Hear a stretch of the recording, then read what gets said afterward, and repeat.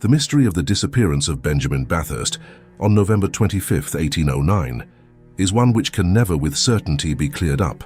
At the time, public opinion in England was convinced that he had been secretly murdered by order of Napoleon, and the Times, in a leader on January 23, 1810, so decisively asserted this that the Moniteur of January 29, ensuing in sharp and indignant terms, repudiated the charge.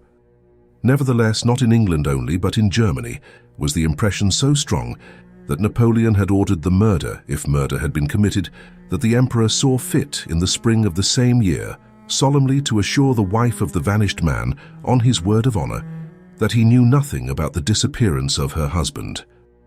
Benjamin, the third son of Dr. Henry Bathurst, Bishop of Norwich, was born March 14, 1784, and had been secretary of the legation at Leghorn. In May 1805, he married Phillida, daughter of Sir John Cole. In 1809, early in the year, Benjamin was sent to Vienna by his kinsman Earl Bathurst, who was in the ministry of Lord Castlereagh, and in October, Secretary of State for the Foreign Department. He was sent on a secret embassy from the English government to the court of the Emperor Francis. The time was one of great and critical importance to Austria. Since the Peace of Pressburg, she had been quiet. The cabinet of Vienna had adhered with cautious prudence to a system of neutrality, but she only waited her time, and in 1808 the government issued a decree by which a militia, raised by a conscription under the name of the Landwehr, was instituted, and this speedily reached the number of 300,000 men. Napoleon, who was harassed by the insurrection in the peninsula, demanded angrily an explanation, which was evaded. England, in the meantime, was urging Austria to cast down the gauntlet. In pledge of amity, the port of Trieste was thrown open to the English and Spanish flags. In December, a declaration of the King of England openly alluded to the hostile preparations of Austria, but the cabinet at Vienna were as yet undecided as to the course they would finally adopt. It was at this juncture that Benjamin Bathurst hurried as ambassador extraordinary to Vienna to assure the cabinet there of the intentions of England to send a powerful contingent into Spain and to do all in his power to urge Austria to declare war. Encouraged by England, the cabinet of Vienna took the initiative, and on April 8th, the Austrian troops crossed the frontier at once on the Inn, in Bohemia, in Tyrol, and in Italy. The irritation and exasperation of Napoleon were great, and Bathurst, who remained with the court, labored under the impression that the Emperor of the French bore him especial enmity on account of his exertions to provoke the Austrian ministry to declaration of war. Whether this opinion of his were well-founded, or whether he had been warned that Napoleon would take the opportunity, if given him, of revenging himself, we do not know, but what is certain is that Bathurst was prepossessed with the conviction that Napoleon regarded him with implacable hostility and would leave no stone unturned to compass his destruction. On July 6th came the Battle of Wagram, then the humiliating armistice of Znaim. This armistice was the preliminary to a peace which was concluded at Schönbrunn in October. With this, Bathurst's office at Vienna came to an end, and he set out on his way home. Now it was that he repeatedly spoke of the danger that menaced him, and of his fears lest Napoleon should arrest him on his journey to England. He hesitated for some time which road to take, and concluding that if he went by Trieste and Malta, he might run the worst risks, he resolved to make his way to London by Berlin and the north of Germany. He took with him his private secretary and a valet, and to evade observation, assumed the name of Koch, and pretended that he was a traveling merchant. His secretary was instructed to act as courier, and he passed under the name of Fisher.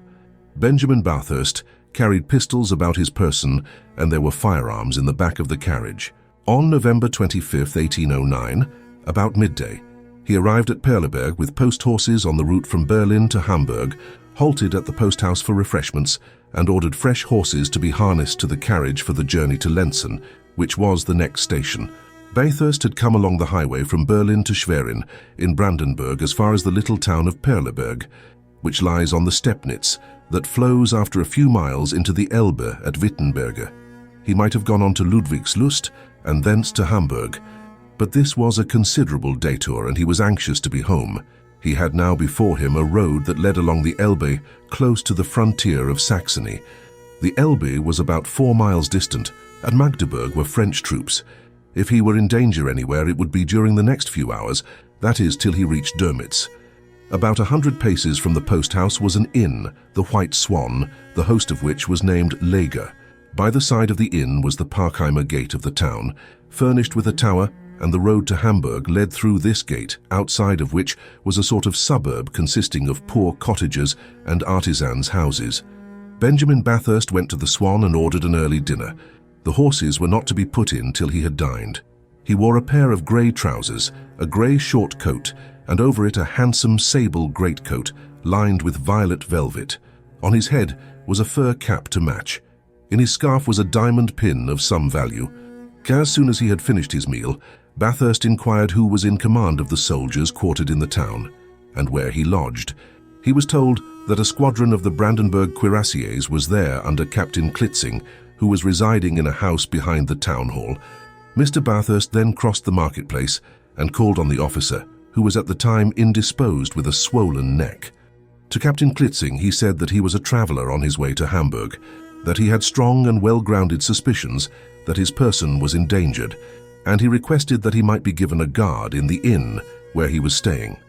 A lady who was present noticed that he seemed profoundly agitated, that he trembled as though ague-stricken, and was unable to raise a cup of tea that was offered him to his lips without spilling it. On Mr. Bathurst's return to the inn, he countermanded the horses. He said he would not start till night. He considered that it would be safer for him to spin along the dangerous portion of the route by night, when Napoleon's spies would be less likely to be on the alert. He remained in the inn writing and burning papers.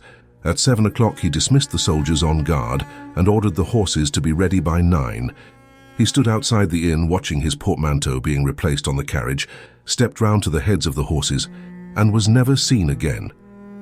It must be remembered that this was at the end of November. Darkness had closed in before 5 o'clock, as the sun set at 4. An oil lantern hung across the street emitting a feeble light. The ostler had a horn lantern, wherewith he and the postilion adjusted the harness of the horses. The landlord was in the doorway talking to the secretary, who as courier was paying the account. No one particularly observed the movements of Mr. Bathurst at the moment.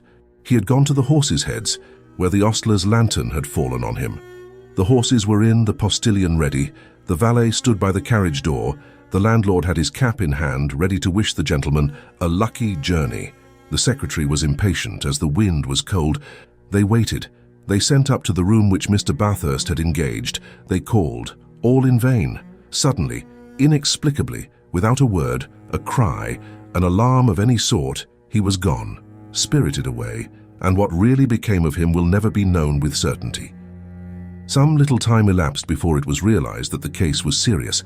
Then it occurred to the secretary that Mr. Bathurst might have gone again to the captain in command to solicit guards to attend his carriage.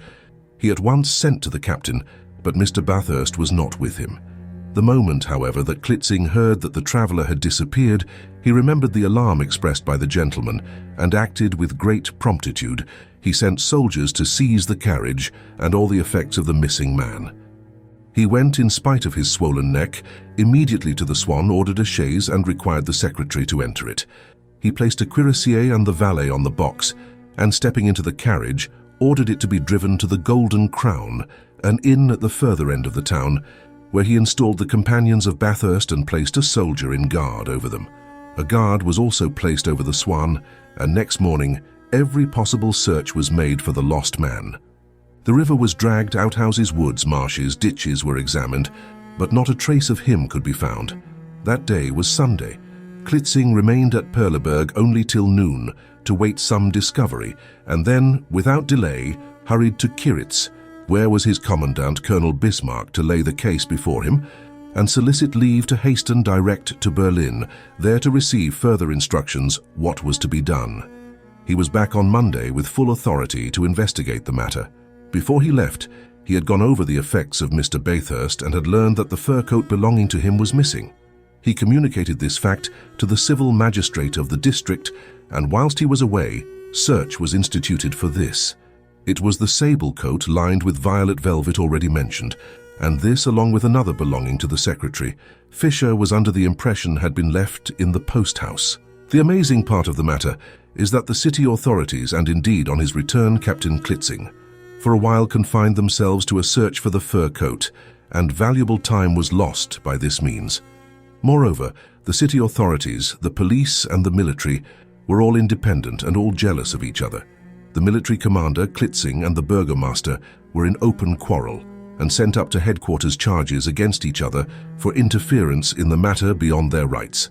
The head of the police was inert, a man afterwards dismissed for allowing defalcation in the moneys entrusted to him. There was no system in the investigation, and the proper clues were not followed.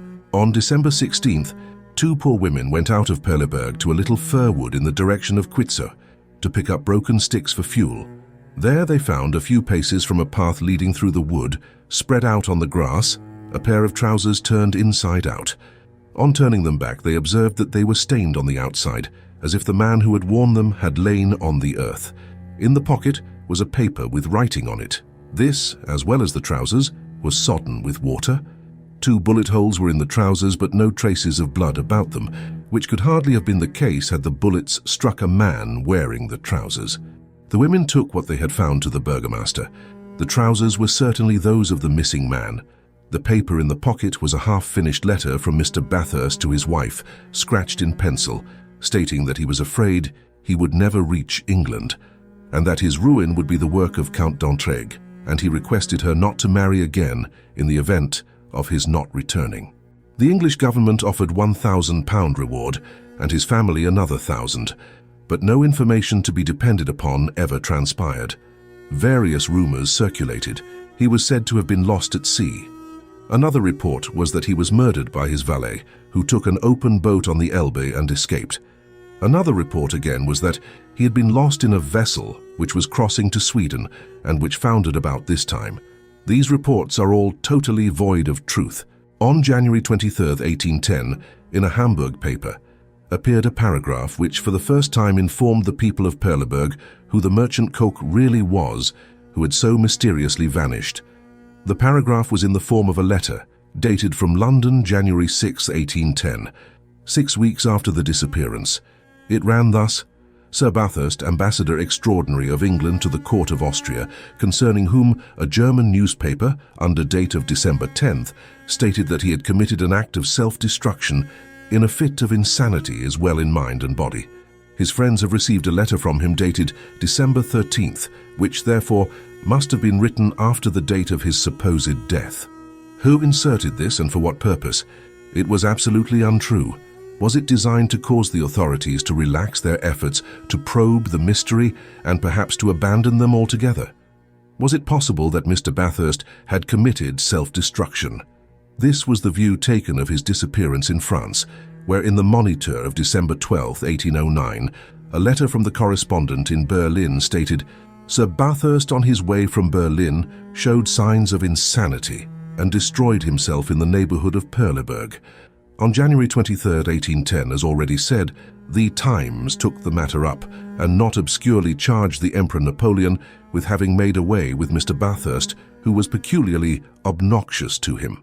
In the meantime, the fur coat had been found, hidden in the cellar of a family named Schmidt, behind some firewood.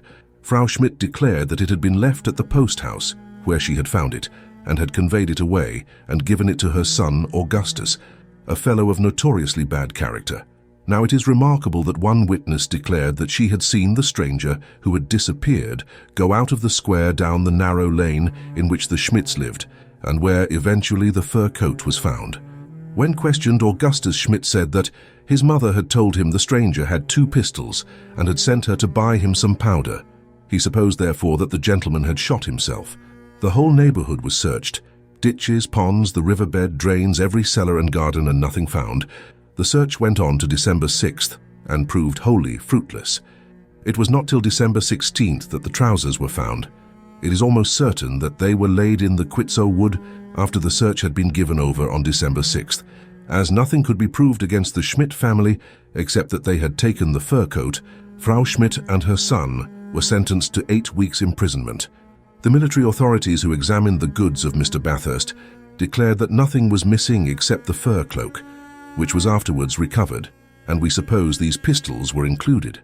If not, one may be sure that some notice would have been taken of the fact that he had gone off with his pistols and had not returned. This would have lent colour to the opinion that he destroyed himself. Besides, no shot was heard. So the matter rested, an unsolved mystery.